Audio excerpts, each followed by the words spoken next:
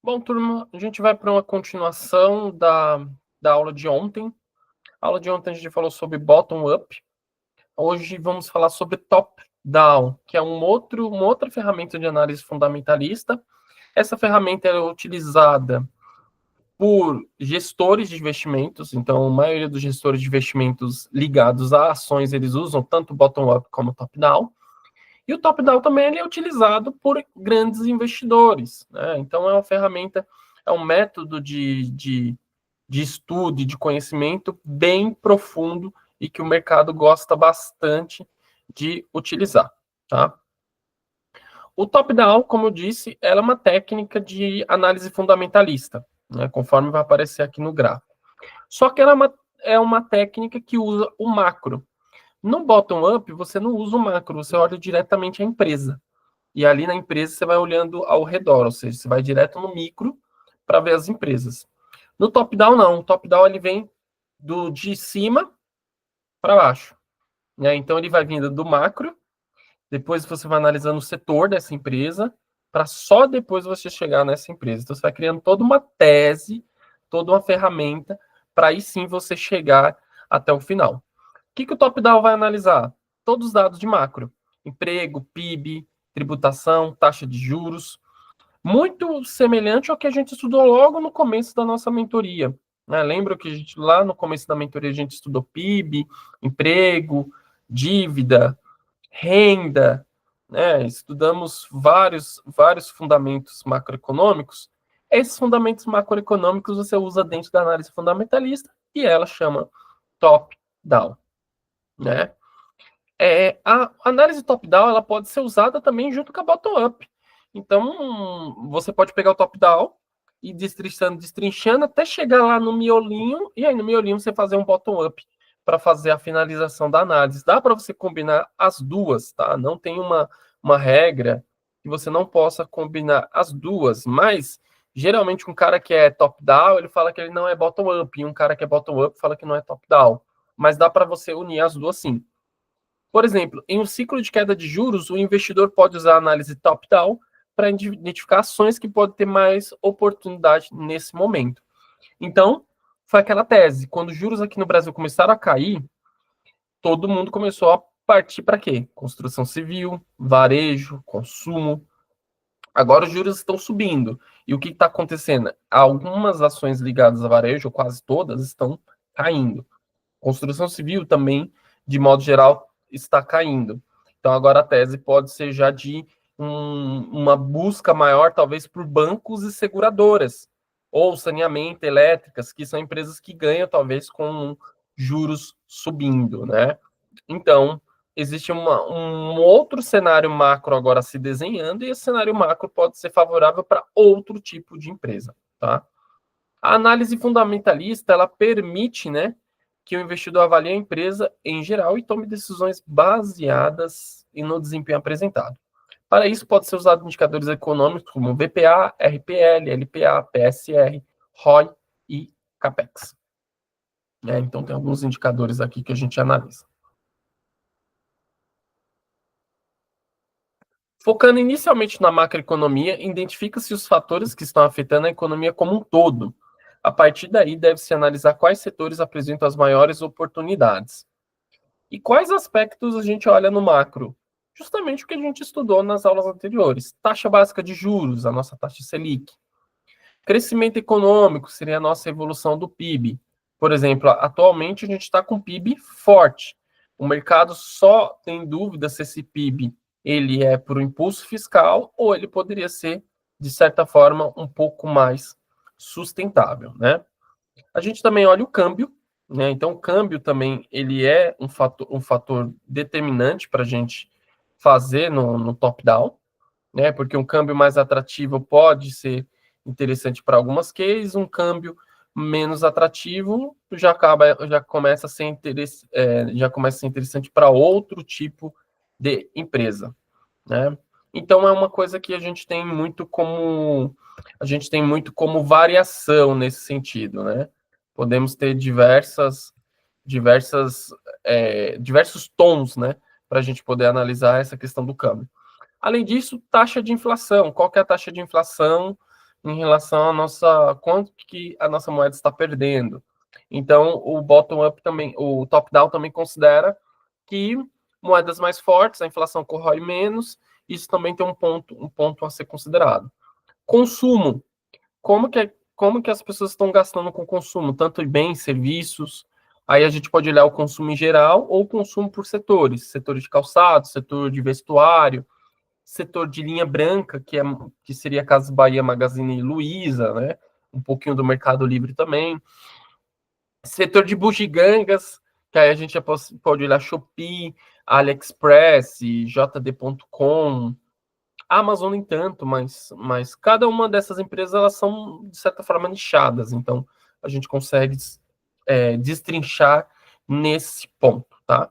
Crédito, condições e risco de inadimplência, a gente consegue ver como o crédito está se expandindo, esses são dados do Banco Central, mas também conseguimos ver diretamente pelas maiores empresas que geram crédito no país, um Bradesco, um Itaú, um Santander, uma Caixa, um Banco do Brasil, né, que são 5 grandes bancos, eles são grandes provedores de crédito quando a gente olha a nível Brasil, né? Os bancos digitais não têm a força que esses carinhas aí têm em termos de crédito a ser liberado. Taxa de desemprego. Aqui no Brasil, por exemplo, a taxa de emprego está fraca, né? A taxa de desemprego ela está fraca, o emprego está forte, então isso é bem positivo para teses ligadas a consumo, tá? Então, se a gente tem uma puxada de, de poder de compra para cima, porque ele é reajustado todo ano, e a gente tem um emprego forte, isso é positivo para o varejo em geral, para o setor de consumo. Mas tem a parte negativa, que é a inflação, que pode disparar como vem, ficando um pouco do comportamento geral.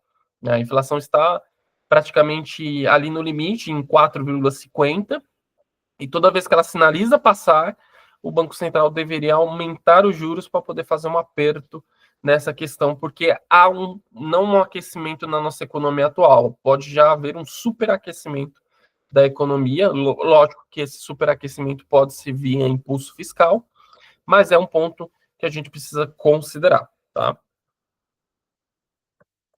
Então, por exemplo, o top-down, ele pode ser num contexto mais amplo, né? E não apenas dentro da possibilidade da Bolsa de Valores.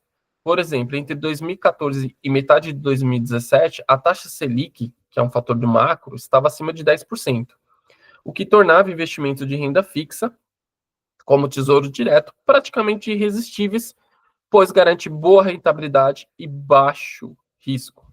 Então, nessa época, você fazia o top-down e falava, bolsa não está tão interessante. O que poderia ser utilizado agora, que a Selic está subindo, a Selic o mercado já prevê uma Selic acima de 12, 13%. Então, logicamente, a galera vai migrar para a renda fixa e vai vender bolsa. E isso a gente já vê esse reflexo da bolsa ficando muito barata. Mas quanto mais a bolsa vai ficando barata, mais a bolsa fica atrativa. Então também tem esse ponto de a gente ver ou tentar unir os dois mundos, que seria o ideal, né?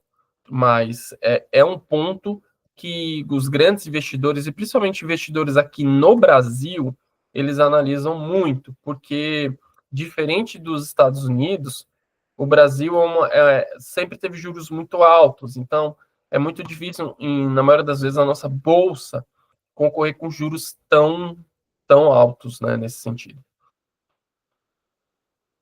Então, no mercado de ações, a análise de fatores macroeconômicos direciona uma observação do investidor aos setores com maior chance de prosperar dentro do cenário que se apresenta ou se aproxima. A análise top-down começa com o estudo dos fatores macro, não apenas do Brasil, mas também dos principais países com que as empresas brasileiras fazem negócio. Se o PIB brasileiro está parado em queda, mas a economia das maiores potências asiáticas cresce, pode ser um fator positivo para companhias que atendem a esse mercado. O exemplo acima, porém, leva em conta apenas um fator. Cada aspecto macro tem sua importância em particular, mas o conjunto da obra é que deve ser levado em conta. Aqui é necessário você ter o quê? Acompanhar a dinâmica do mercado e do consumo, para entender quais setores são beneficiados na atual conjuntura. Em muitos casos, a análise top-down não é usada para descobrir oportunidades em nichos específicos, mas sim para priorizar a alocação de recursos entre dois grandes grupos, essenciais e não essenciais. Né? Então, nesse ponto, a gente vai usar o top-down. A ideia é que quando a economia do país vai bem, os consumidores tendem a comprar itens não essenciais, em categorias como moda, automóveis, móveis, itens de decoração, lazer, eletrônicos, arte, entretenimento e material de construção, porque a economia está bombando, o dinheiro está, de certa forma, um pouquinho mais fácil. Então, a gente acaba muitas vezes olhando nesse sentido. Já quando a economia está mal, a gente já tem o oposto, né? Quando a economia está mal, o desemprego está alto, a inflação está em alta, já todos esses serviços acima, eles têm uma fraqueza, né? Então, já itens essenciais como alimentação, saúde, higiene, limpeza, serviço de transporte, ele já não varia tanto, em tese. Afinal, como o próprio nome já diz, não se pode viver sem eles. Aí é onde a gente começa a olhar a cadeia de consumo. A gente não pode viver sem arroz, sem feijão, sem carne, sem água, sem energia, né? Às vezes sem internet, né? Então esses serviços eles costumam ser mais resilientes, né? Dificilmente você vai. Só se você estiver numa situação muito crítica, você vai cancelar uma internet, mas a internet ela já começa a entrar ali na parte mais básica da nossa vida. Água, luz, internet, gás, são coisas que a gente já colocou na nossa rotina, na nossa vida, né? Serviço de transporte, você não pode deixar de viajar, de se locomover, né? Higiene, saúde, alimentação. Você pode mudar a alimentação, reduzir ela, mas dificilmente você vai parar de se alimentar, né? Só se você viver de luz, e isso daí não existe. Então, as pessoas acabam migrando. E quando a economia não está tão forte, mas também não está tão fraca, o pessoal vai para os calçados e moda, ou seja, vestuário e calçados. Depois disso é que talvez eles vão para o e-commerce, que é onde vende produtos mais caros, de 1.000, 2.000, 3.000.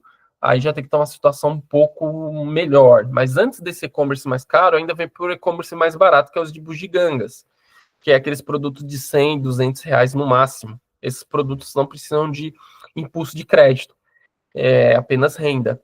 Então tem essa grande diferença que a gente precisa analisar no top-down, né? Desse modo, a análise top-down tem uma relação muito próxima com a estratégia de Factor Investing, que usa filtros, fatores macroeconômicos e outros mais específicos para decidir quais os melhores ativos para investir. Conclusão, por fim, identificamos que o top-down é uma abordagem que pode ser utilizada em diferentes contextos, em especial se tratando de análise de investimento e gestão de empresas. Basicamente, analisar o top-down significa olhar de cima para baixo, estabelecendo estratégias macro que levam ao micro e, consequentemente, decisões.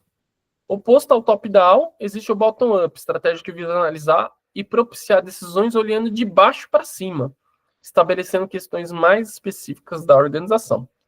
Por fim, as duas abordagens elas podem ser usadas isoladas ou conjuntamente, a depender da preferência de tomada de decisões, seja um investidor ou gestor organizacional.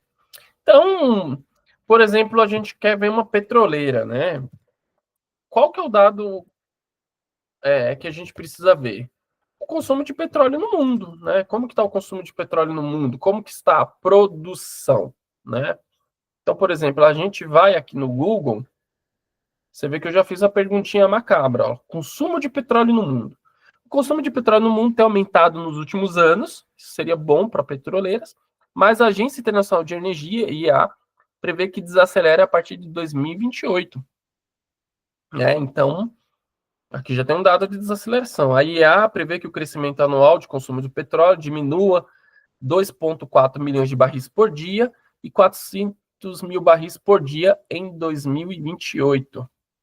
A desaceleração do crescimento do petróleo deve-se a preocupações com a segurança do abastecimento e o alto preço do petróleo. O consumo de petróleo no setor de construção, na China, desacelerou. Quem são os maiores consumidores de produção de petróleo? Estados Unidos e China. Estados Unidos consumiu 18 milhões, a China consumiu 15 milhões. Consequentemente, aí que está o ponto. Se a gente fosse montar essa tese, primeiro a gente já vê que é uma desaceleração. Segundo ponto, a gente vê que é China e Estados Unidos que são os maiores consumidores. China, a economia está fraca, Estados Unidos, a economia está fraca. Então, já começa a ver. Peraí, será que é uma crise? Será que está sendo legal? Mas vamos colocar a produção de petróleo no mundo. Que aí a gente vai conseguir ver mais informação. A IA é maravilhosa. A produção mundial de petróleo bateu recordes, 3,4 milhões de barris por dia, um aumento de 12%. Os Estados Unidos são o maior produtor de petróleo, com a média de 12,9 por dia. O país já ocupa o primeiro lugar por 6 anos consecutivos. A Arábia Saudita é o segundo maior, seguido da Rússia, Canadá e Iraque. O Brasil ocupa a nona. Na verdade, o Brasil já ocupa a oitava, tá? E a Venezuela é o país que tem maiores reservas, mas não produz, né? Por toda a crise que a Venezuela tem. Então, peraí. Dois pontos que a gente vê. A oferta está aumentando e a demanda está caindo. Então, se a oferta está aumentando e a demanda está caindo, porque a demanda é China e Estados Unidos, mas eles estão produzindo muito, o mundo todo está produzindo, a gente tem um choque. E esse choque faria com que o preço do petróleo esteja em queda, né? Então, vamos ver se o preço do petróleo ele busca alguma coisa. Olha só. Aqui fala ó, que o preço do petróleo está em $70, né, em 23 de outubro de 2024. O preço de petróleo no mundo está em queda? Vamos ver se essa pergunta vem.